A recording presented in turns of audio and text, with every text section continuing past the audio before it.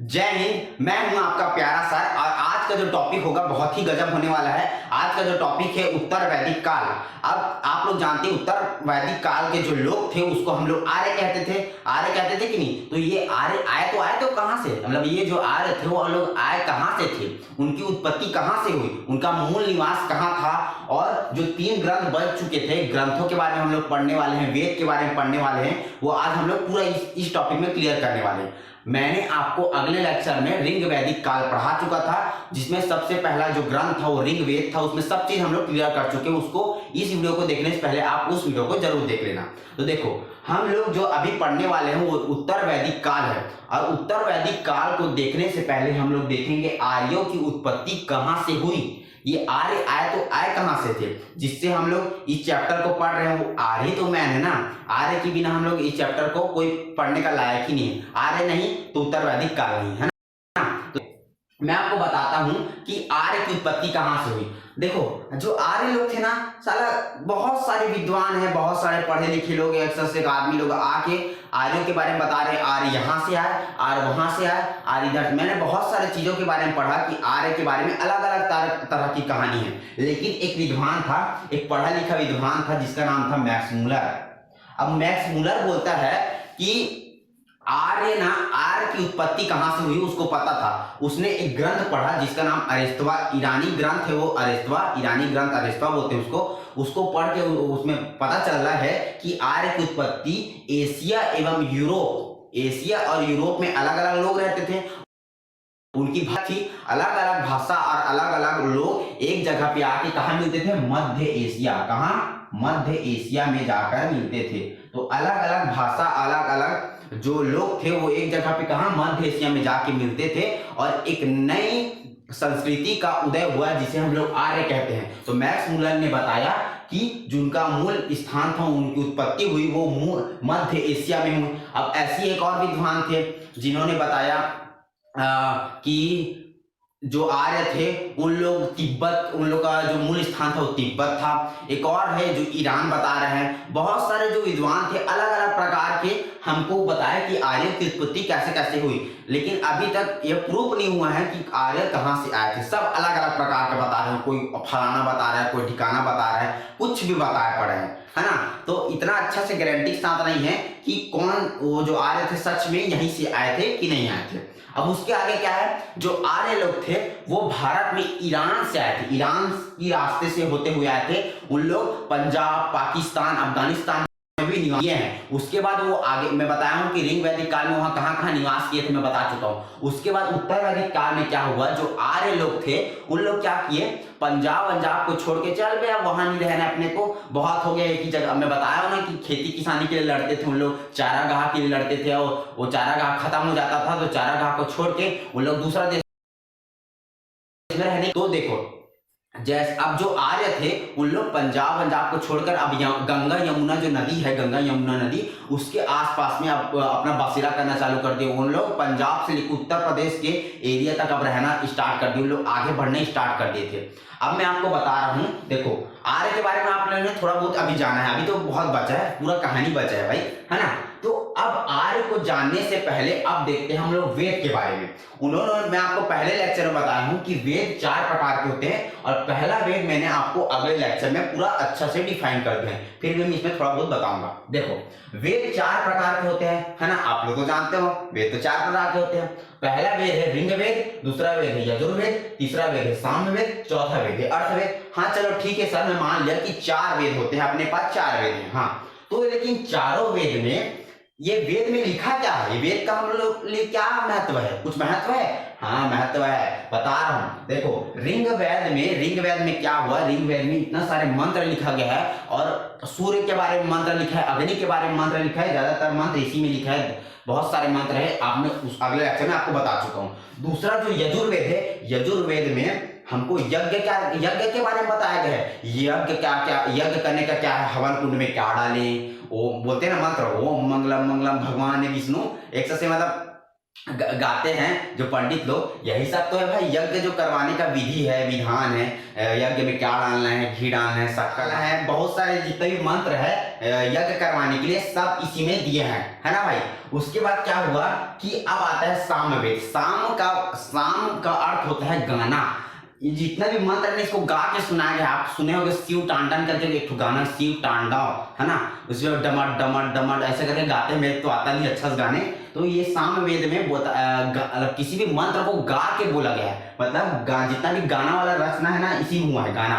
सबसे पहले सामवेद में किया गया गाना का रचना है, वो है अर्थर्वेद। अर्थर्वेद का जो नाम था वो अर्थवा ऋषि के नाम पे रखा गया अर्थर्वेद का नाम। अभी अर्थर्वेद में क्या है, अर्थर्वेद में है भूत पिशाच विवाह रोग निरोधक। आयुर्वेद के बारे में बताया गया इसमें ना, आयुर्वेद और सांस जो रोग विवाह जितना भी मंत्र होते हैं ना, सब इसी में लिखा हुआ है। भूत पिशाच क्या है, भूत प्रेत भगाने की विधि, मंत्र सब चीज इसी में दिया हुआ है ना। उसके बाद देखो अर्थर्वेद के बाद है ब्राह्मण ग्रंथ, आरण्यक एवं उपनिषद। ये जो 4 ठो कम पड़ गया था क्या सर, ये 3 ठो एक्स्ट्रा आ गया, इसको भी पढ़ना जरूरी है। वेदों के बाद कुछ चीजों की व्याख्या करने के लिए वेद में जो मंत्र लिखे थे उनको बताने के लिए इन तीनों का और रचना किया गया। उसको हम लोग अभी थोड़ा आगे में देखेंगे कि ये तीनों क्या है। अभी पहले देखते हैं वेद का अर्थ क्या है। देखो वेद को ना, जो वेद शब्द आप पढ़ते हो वेद करके, वो विद से उठाया गया है, जो संस्कृत भाषा धातु शब्द है। संस्कृत का ये धातु शब्द है विद। अब ये विद क्या है सर, विद का मतलब होता है जानना या फिर बताना।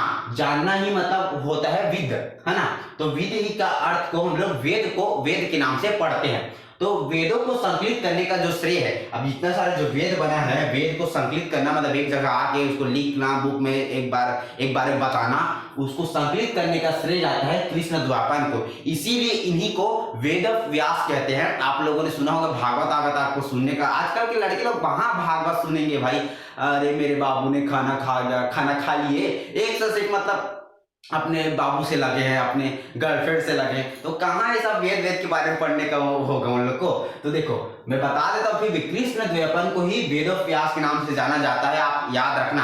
आप थोड़ा आगे बढ़िए। ब्राह्मण ग्रंथ का उपयोग इसलिए किया गया है, ब्राह्मण ग्रंथ का उपयोग इसलिए है क्योंकि जितना भी जो वेद थे उसको यज्ञ के द्वारा बताने के लिए ब्राह्मण ग्रंथ का उपयोग किया गया है। जो यज्ञ कराना रहेगा हम लोग को, मान ली दुर्गा पूजा गणेश पूजा के लिए यज्ञ कराना होगा, तो ये जो यजुर्वेद सामवेद अर्थवेद जितना भी मंत्र है इसमें हम लोग ब्राह्मण ग्रंथ के द्वारा हम लोग पढ़ सकते हैं। अब इसी में से जो प्रमुख ग्रंथ है यजुर्वेद से जो ब्राह्मण ग्रंथ बनाया गया है, जिसको शतपथ ब्राह्मण ग्रंथ कहते हैं। अभी शतपथ ग्रंथ क्यों कहते हैं, क्योंकि इसमें 100 अध्याय है और 100 को ही हम लोग शत बोलते हैं। 100 अध्याय होने के कारण इसको शतपथ ब्राह्मण ग्रंथ कहते हैं। और यजुर्वेद की जितना भी मंत्र है उसको ब्राह्मण ग्रंथ शतपथ में पाया जाता है हम लोग को, ठीक है। उसके बाद सामवेद से जो निकाला गया है, वो जो गाना के द्वारा हम लोग गाते हैं ना, तो शिव तांडव डमट डमट डमट ऐसे करके गाते हैं ना, वो सब हम लोग को पंचविश ब्राह्मण ग्रंथ में प्राप्त होता है। उसके बाद है अर्थर्वेद के जो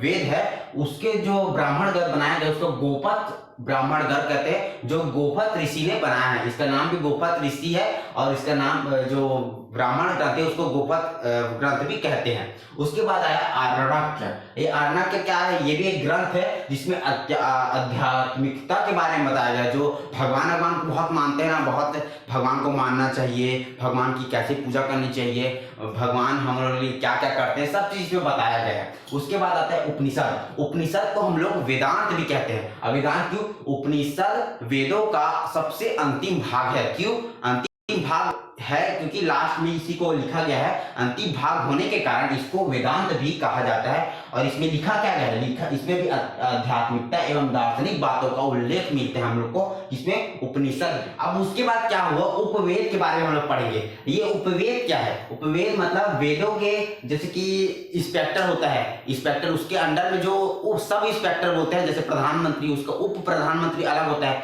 उसी तरह से जो वेद है उसका भी एक उपवेद होता है, जिसका सबसे पहला है धनुर्वेद, उसके बाद आता है शिल्पवेद, उसके बाद आता है गंधर्ववेद एवं आयुर्वेद। अब देखो इसमें बताया क्या गया है। धनुर्वेद में हमको क्या बोला है कि धनुर्वेद में ना धनुष चलाना, लड़ाई युद्ध से संबंधित जितने भी बात है, मंत्र है, सब इसी में बोला गया है। अब इसको उठाया कहाँ से, लाया कहाँ से गया, इसको ऋग्वेद से उठा के इसमें रखा गया, इसलिए इसको ऋग्वेद का उपवेद कहते हैं, धनुर्वेद, ठीक है। उसके बाद शिल्प वेद। शिल्प वेद में शिल्पकारी करना, बहुत सारे जो चित्रकारी शिल्पकारी बोलते हैं ना, शिल्पकारी करते हैं, बनाते हैं, अलग अलग प्रकार के मस्त मस्त वस्तु बनाते हैं, इसको शिल्प वेद में बताया गया है। इसको उठाया गया है यजुर्वेद से, ठीक है। और उसके बाद आता है गंधर्व वेद। अभी गंधर्व वेद क्या है? गंधर्व वेद में गीत संगीत के बारे में बताया गया, संगीत वंगीत कैसे गाना है। आजकल गाना चलता है ना, क्या क्या गाना चल रहा है, जाने में जाने मन एक से तो गाना चल रहा है, तो गाना वाला संगीत वंगीत के बारे में गंधर्व वेद के बारे में बताया गया है। वेद में ऐसा ऐसा गाना नहीं दिया भैया, बहुत अच्छा अच्छा गाना दिया है। तो ये गंधर्व वेद में अच्छे अच्छे गाने के बारे में, संगीत के बारे में बताया गया, इसको उठा गया है सामवेद से, ठीक है। उसके बाद आयुर्वेद। आयुर्वेद में जानते हो आयुर्वेद का अर्थ के मतलब ही समझ गए होंगे कि आयुर्वेद का अर्थ होता है जो फूल पत्तियों, बहुत सारे जो आयुर्वेद सामान है जिससे रोग का उपचारण हो सके, ठीक हो सके, उसके लिए इस वेद का उपयोग किया जाता है। और इसका जो हमको मिलता है वो है अथर्ववेद। अथर्ववेद का उपवेद क्या है? आयुर्वेद, ठीक है। सामवेद का वेद और यजुर्वेद का उपवेद क्या है? शिल्पवेद। और ऋग्वेद का उपवेद क्या है? धनुर्वेद, ठीक है। अब जान लिए। और साथ साथ आप ये भी समझो वेदांत के बारे में। वेदांत मतलब होता है वेदों को जानने समझने के लिए, वेदों को जानने और समझने के लिए वेदांत की रचना की गई, जिससे हमको समझ तो सके कि वेद में कैसे क्या बात को बताया गया है, किस तरह से। इसीलिए इसमें बहुत सारे बातों में बताया गया वेदांत में, उसमें जानने समझने के लिए वेदांत की रचना की गई थी। तो अब मैं इस लेक्चर से विदा लेता हूं। ये थोड़ा वीडियो बहुत ज्यादा छोटा हो गया है, लेकिन आप बुरा मत मानना। इसके अगले लेक्चर में हम लोग उत्तर वैदिक काल है, उसमें राजनीतिक भावनाएं कैसी थी, धार्मिक, सामाजिक और बहुत सारे जो वहां के लोग थे, उन लोग कैसे व्यवसाय करते थे, पशुपालन क्या था उनका, कृषि कैसे करते थे, ये सब चीज हम लोग एक वीडियो में अगले लेक्चर में देखने वाले हैं। ये वीडियो बहुत छोटा था, वेद के बारे में मैंने पूरा बता दिया है। उसके बाद हम लोग अगले लेक्चर में उत्तर वैदिक काल को पूरा क्लियर करेंगे और उसके बाद हम लोग प्राचीन जो बहुत सारे धर्म थे उसके बारे में पढ़ेंगे, ठीक है। तो इसी के साथ मैं विदा लेता हूं। और आप लोग याद रखो, जिंदगी में सफल होना है तो पढ़ना पड़ेगा, जिंदगी के राहों से लड़ना पड़ेगा, और सफल होना है तो आपको अभी उठ के पढ़ना पड़ेगा। हाँ, तो ये जो शायरी था मेरे तो बड़ा नहीं ढंग से, लेकिन आप जरूर पढ़े, जरूर आगे बढ़े और दिखा दे दुनिया को कि आप क्या है। तो इसी के साथ मैं विदा लेता हूं। जय हिंद, जय भारत, जय छत्तीसगढ़।